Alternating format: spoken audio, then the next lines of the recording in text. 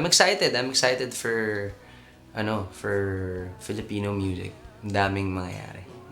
Contribution ko sa music industry, of course, I'd be glad to say na yung music ko na nalalabas ko, di ba? I mean, more than me as a personality or as a musician, I'm no match dun sa music na ginagawa ko. Kasi at the end of the day, it's not about me.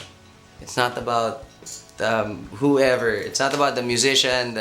It's all about the music. It's all about the song. Because the songs will immortalize the artists.